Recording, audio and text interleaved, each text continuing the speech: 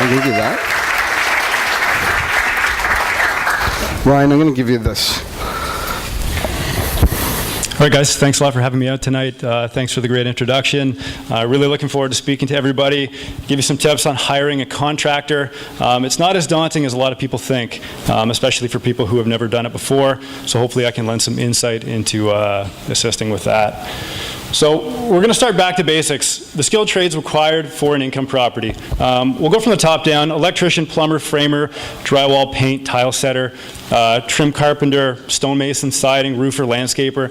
We've got a lot of names here. For anybody who's never managed their own project before, this might sound like a pretty big deal, but it's not that bad. For anybody who's looking to go the general contractor route and basically make one phone call to somebody who looks after all of this, that would be an easier route for your first go, but we'll kind of work through that as we progress through the slides. So something that you want to ask any of these contractors is, are they licensed in their trade? You'd be surprised, there's not a lot of trades that actually require a license. So there's no license to be a painter, there's no license to lay floor, there's no license to lay tile, right? There is a license, however, to be an electrician, to be a plumber, to be a gas fitter. All of these trades, you should be asking to make sure that they have a license, to see if they're insured, to see if they're registered with the city. Just on a caveat to that, a plumber is usually, well, actually always registered with the city. So when you get your plumbing inspections done, the plumber is tied to that inspection, which is tied to that permit, which is tied to the city. You can ask your plumber about this and make sure, are they registered in Clarington? Are they registered in Oshawa? Are they registered in Toronto? If you're in Toronto, do they have a TSSA certificate? All of these things are pretty good questions to ask when you get somebody new on the job site. Okay. Another great tip is to get a referral. All of my subcontractors, even my employees, I get a referral from somebody. I've got somebody looking for something, or do you have a friend or a family member that has used this person before? These people have already vetted this trade, right? They know if they're good or not. They wouldn't recommend them to you if they're no good. We'd like to think so. So that's really important. It saves you a ton of work trying to make sure that they're who they say they are. Yeah. So another thing I like to do with my trades, I like to meet on site. So when I get a customer that calls me and says, I've got a 500 square foot basement, how much is it going to cost? My answer is, it depends, right? You need to go, you need to be on site, you need to find out exactly what they want. A 500 square foot basement could be a square, like this room, could be 3 or 4 rooms, you never know. Meet on site, really get a good feel for what it is they want you to do within that space, and that way you can give them an accurate quote. See previous work, an iPad, a phone, a flip book, a brochure, anything like that. Just take a look and see what they can do, right? You want to make sure that what you're asking them to do is exactly what you want, and it's what that they can provide you. So if you hire a contractor that's familiar with custom homes, they're probably not going to be the contractor that you would want to hire to do a quick fix and flip, for example. Totally different styles of renovations.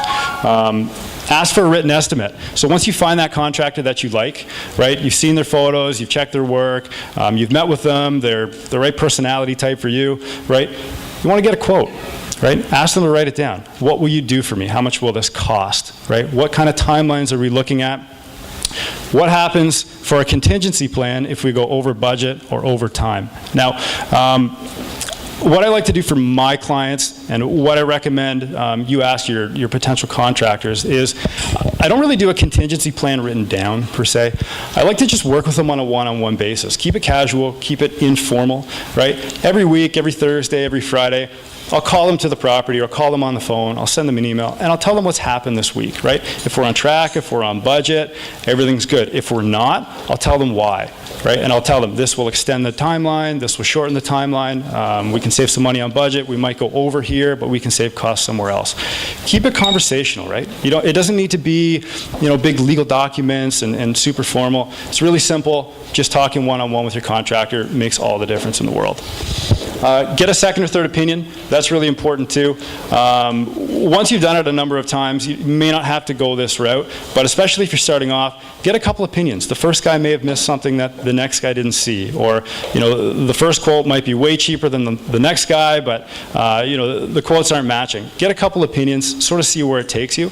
You don't always have to pick the guy that's in the middle. Like everybody says, oh, get 3 quotes, take the lowest quote, take the highest quote, and then go with the guy in the middle. It's not always the way. I find a lot of times that you have to match your personality or the type of renovation that you're doing with the type of quote that you're getting. So not all quotes are the same, and we'll get into that in a minute. Big question I get a lot, and something that Quentin wanted me to touch on tonight was, should I self-manage my job or should I hire a general contractor? So the big question is, do you have project management experience? If you do, awesome. You're probably able to do this on your own. You have all your trades lined up. Everything comes pretty easily for you. Beyond that, you got to find out what your time is worth. Will it really save you money? And what's your lifestyle like? So if you live in Barrie, you work in Toronto, and you have an investment property in Roseneath, I wouldn't really recommend that you manage your own property because it's going to be so difficult. You have kids, you got family, Thanksgiving's coming up, that kind of thing. Just the distance travel to make that project happen would be tough. So in that case, I would probably hire a general contractor. If you live in Whitby, you want to do a project in Whitby, and you've done it before, yeah, that might be the right time to try it out. So what I like to ask my contractors or my subcontractors or any of the guys that I hire, I like to find out, what is your top 3 favorite things to do, right? And this is really important. If you're a trim carpenter, obviously your favorite thing is trim. If you're an electrician, you like electrical work. But if you're kind of that general, all-encompassing handyman type thing, you want to find out where their heart is, right? If you like trim, or if you're a general carpenter and you like to do trim, windows and doors, and laminate floor, ask these people. Find out what they like to do. That's where you're going to get the most accurate quote from them. That's where they're going to be the most efficient for your property, and that's where they're going to enjoy what they're doing the best. Right? Pay your services appropriately, right? Don't be cheap. This is not the place to be cheap. Pay everybody the amount of money that they're worth, right? This holds true for contractors, this holds true for realtors, this holds true for just about any service that you need for your income property, okay? Contractors rarely skimp on curb appeal. If you beat them down on price, just like if you try to chop commissions off your realtor, they're not going to send you more deals. They're not going to do the extra mile. They're not going to go the extra mile for you, right? And you want them to do that because they will never skimp on paint, they'll never skimp on trim, but they might skimp on the insulation because you'll never see that, right? So don't skimp on paying your contractors. Estimates are rarely identical in price or procedure. Compare price quotes, but remember that knowledge is unwritten and very important. So what you'll find with a lot of people is they don't tell you everything that they know, right? If you have a contractor that may be an investor, right, they might know a few other ways that you can save some money, versus if you have a contractor that you're trying to convey the way that you want things done, they might have a different idea, and the budget might get blown out of proportion. Keep that in mind when you're getting your quotes done. Should I do a cash deal? Anybody ever done a cash deal? Anybody? Don't be shy. Not one hand? Gotta believe it. I don't believe it. Okay, you want to get an invoice. That's your record of payment, right? That's your quote. You want the write-off too. Why go out and do a $40,000, $50,000, $60,000 basement apartment and not be able to write it off because you did a cash deal, right? You want to get that. You want to make sure that what you're paying for is what you're getting, and that's your fallback if things go wrong. Okay? If they're charging HST, make sure you get their HST number. Otherwise, they can't charge HST. Very important. We'll go with some questions. Anybody have any questions about hiring a contractor? Go ahead. I have one about people showing their work. Well, I have a project that involves a large demolition. Okay. So how would you choose a demolition contractor? It's not really technical work. I would just go with the 2 or 3 quote method, find out how much it is to take everything down. I mean... The end result doesn't really show much. No, it doesn't. Is it clean? That's good. Right? Go ahead. Would it be considered like normal to negotiate as part of a contract, let's say, with a general contractor or contractors, independent ones, on the timeline? You know, when you've got a timeline and they just don't show up for 3, 4, 5 days a week. Yeah. You know, and then they suddenly show up for a day and a half, then they're gone again, and that timeline is now blown up to like 8, 9 times longer than what it's supposed to be. Mm-hmm. I'm actually going through that situation right now with one of my furnace guys. So it's really difficult. I would talk to him and say, look, here's our quote, right? This is what you told me it would take. What can we do to negotiate on price? Is it worth it to you to cut that guy off? And start with somebody. and start with somebody new. How much have you paid him? Have you paid him in installments? Have you given him 50% up front? Have you gotten 50% of the work? You know, if the guy's not showing up, that could be a pretty serious talk that you should have with him, and find out, you know, what can we do here to make this right, or you got to go. Let me add to that one. There's a good possibility that you could build in a contingency into the contract where they're not done by such and such a day. It's going to cost them, or the money's coming off of what you're paying them, say $50 a day for every day that it's not completed. That'll surely put a fire under their butt to get that stuff done. I've heard of other people doing that. I personally don't own my own rentals, but I would, if I was in a case where I was hiring a contractor, I would absolutely put that in there. Yeah, you can do that too. Especially if Great idea. you're flipping around a deadline. Yeah, flipping is a totally different ballgame, right? For sure. Very good. Back to the room. Ryan, nice presentation. I have a question for you. In the 3 years I've been working in contracting painting, I've actually never done a legal contract. Okay. I know my clients, at least I think I do, but I recently had one client who had asked for a legal contract. So what I do, I go on Google, check out a couple of different stuff, put something together. I'm happy with my company. But they wanted to do a cash job. I'm like, no, you want a legal contract. We're doing paper trail here. Sure. But with legal contracts, can you give some insights on how to make it simple without, like, 'cause I don't want it to be a big, thick document. Yeah. You're buying a house. For sure. Just wanted your input on that. Yeah, so I've never really done a formal legal contract through a lawyer, like notarized, all that stuff. Yeah. Again, I learned a couple weekends ago at one of Quentin's seminars that a confused mind says no. So if you get really technical in your contracts and you've got, you know, clauses and this, that, and the other, they're going to go somewhere else, right? But you, sorry, just Yeah. elaborate where I got myself into a bit of a bind with For sure. being a nice guy, yeah, sure, I'll do that. Yeah, no problem. I'll paint that. Mm-hmm. It wasn't part of the initial scope. So now I've heard other contractors say, well, you should back charge them because you know what, it's running outside. I'm still by the deadline. You're not keep waiting on me. How do I kind of come to a happy medium? So I like to always give that little bit of value added to my customer. If they need something done, if they need a tree planted or whatever, I don't mind doing it. It makes them happy. It makes my company look good, and I like to help people out, right? If it gets to the point where what they're asking is beyond just a favor, right? If you have the time, tell them, yes, I can do it. It wasn't included in the quote. I don't mind helping you out, but this is what we'll have to do to adjust the price. Or if you don't have the time, just simply tell them, look, it wasn't in the quote. I've got other jobs lined up after me. I can't do it this time. Thanks. You're welcome. Any other questions? Yes. In the general contractor,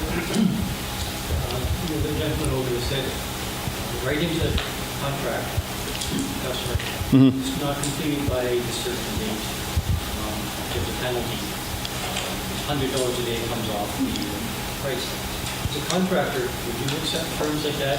How common is that? Is there something I would I would say it's reasonably common. I know I don't do it for myself. Like I said, I like to keep it fairly lighthearted, and I try to involve the homeowner as much as possible without interfering with the work. So when I bring them in and I show them, this is why we're going to be longer, or this is why we can speed up the process, then they can understand. Like when you show somebody, they understand. When you tell them on the phone, they get upset, right? So keep them involved, and then they will know what's happening with the project as it goes. But you can absolutely build it in. I just don't do that. Okay, so no contractor would think it was particularly unusual. I don't think it would be unusual, no, but it would be terms that you guys would have to agree on together. To add to that, I've seen it with commercial contracts, like residential, as a Yeah, it might be more common in commercial, but I know some people do build it in. most contractors would just walk away.